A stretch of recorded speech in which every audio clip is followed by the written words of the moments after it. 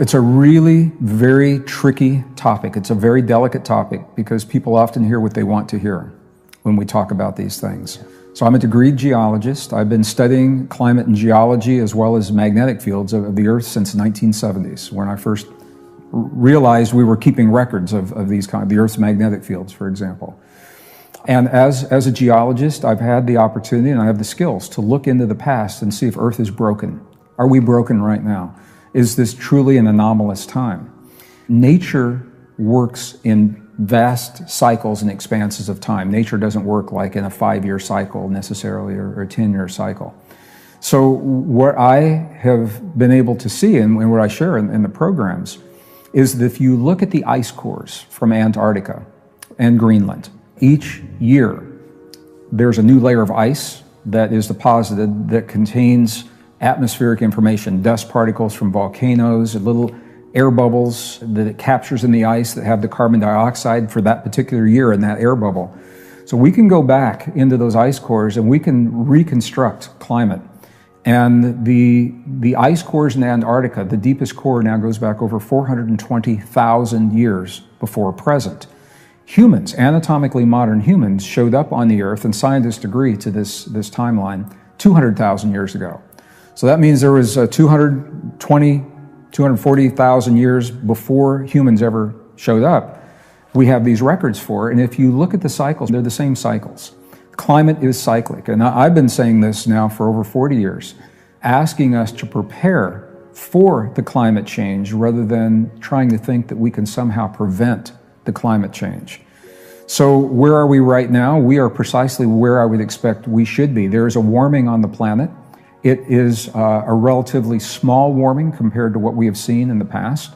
If you look at the cores from the past, the warmings are intense, they're brief, and after the warming, it's what comes after that is usually the bigger problem, is the cooling cycle. There's evidence now that we are moving into a cooling cycle. Doesn't mean an ice age, doesn't mean like Hollywood, everything's going to freeze over. But even a little shift in climate globally changes the weather locally. It changes when it rains, when it snows, when you plant the crops, when you can harvest the crops. In the northern hemisphere, where most of the food of the world is grown, this is significant.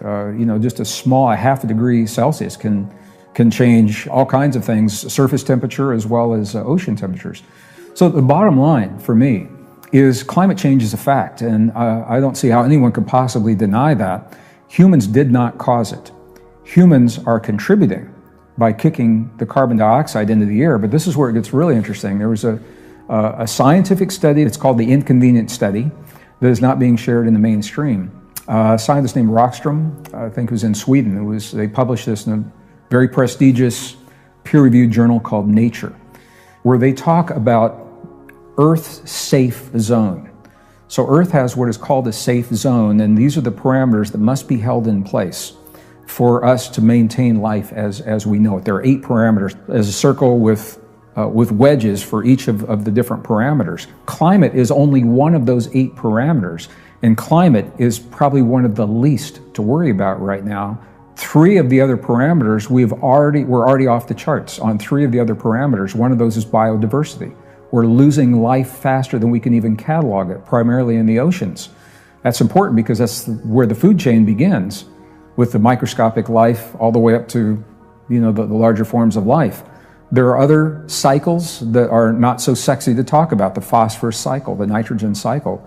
These are off the charts as well. So to say that climate is the only problem and the only thing to worry about, I think it's not correct. And to think that we can stop it and reverse the climate, I think, is disingenuous for any politician or any scientist to say that. First of all, why would you want to go back when we're part of a natural rhythm that is largely driven by Earth's location in space? The tilt, the angle, and the wobble of Earth in space determines our relationship to the sun. And there's more to it than that, but that is largely what's driving these cycles. So if you look at the ice cores, multiple cores from Antarctica and Greenland, they all correlate with one another. And they all show us in the past we've had temperatures much warmer, and afterward we go into the cooling cycle. The carbon dioxide that we're adding may be enhancing, it may be accelerating, it is not causing what it is happening. And this is where it gets dangerous, because there are people that want to hear that. And they say, okay, so we can keep doing everything we're doing now because it's a natural cycle. And I'm not saying that at all. We definitely need to go clean, green, stop burning the fossil fuels. We have so many other alternatives. I'll say something very controversial. As a geologist, not many people want to hear what I'm going to say. Oil is such a precious resource.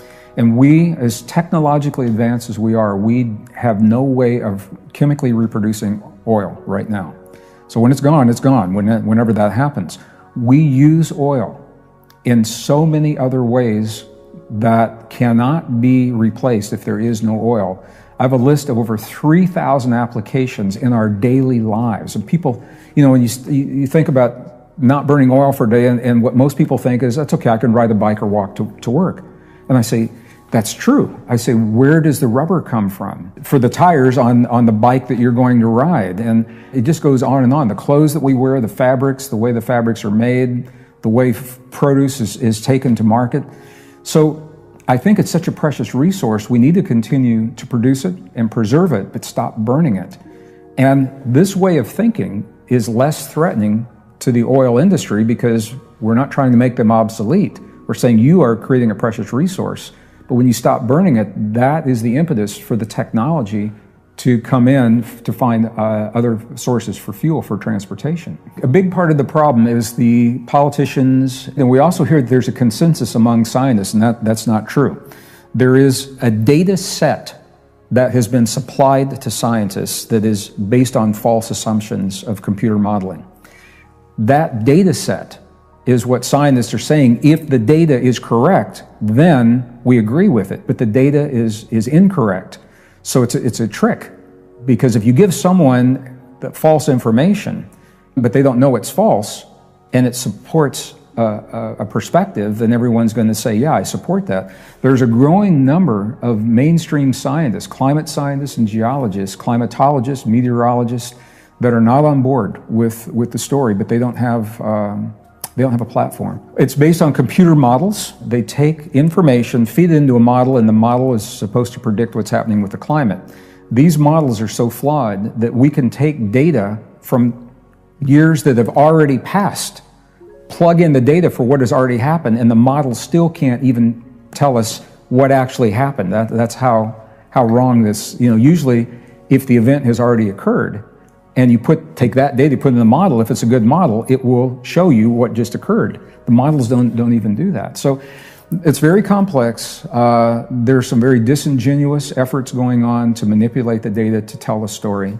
But the bottom line for me is, as we learn to think differently about ourselves and our relationship to the earth, we begin to live differently. We begin to have deeper respect for our relationship to the earth, for the food and the way we grow our food, for what that food means to us in terms of food security and things like that. I mean, these are big, these are global issues, but they also become local issues very, very quickly.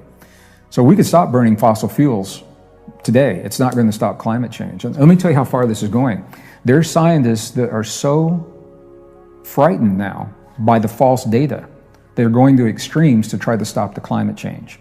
So some of them have said, because it's based on Earth's location in space, tilt, angle, wobble, maybe we need to change the tilt, the angle, and the wobble to stop the climate change. I think there are certain things we should not be messing with, and Earth's location in space is one of those. Also, the idea of putting metallic particles into the atmosphere to reflect the sunlight, the consequences of the byproducts of those in our food supply and our food chain and our water. I don't know how well that's been thought through, but it's causing problems. And those are extremes to remedy a problem based on false information. So here's the thing, we've been taught to resist the change. If it changes, if it's not summer in August the way it was 15 years ago, we think something is wrong. If we acknowledge, if we say, okay, this generation, we're living a time of climate change, and if we adapt to this change, we're going to get through it a little bit better. So for example, bury our power grid under the earth in the United States, for example. Northeastern United States, they're having bad storms in the winter. They freeze, you get ice, break the power lines snap, and people are without power for weeks and weeks. You bury those power lines, first of all, you've got jobs for a lot of people burying those power lines. Secondly, you stop using the trees to create the power poles that break every time there's the big storm. And third, when that storm comes in, yeah, it's a tough storm, but hospitals don't lose power, schools don't lose power, and people, learn to adapt. But what we're trying to do is say we're going to live the way we've always lived, even though the conditions of the world have changed. It makes no sense, and that's where the suffering comes from.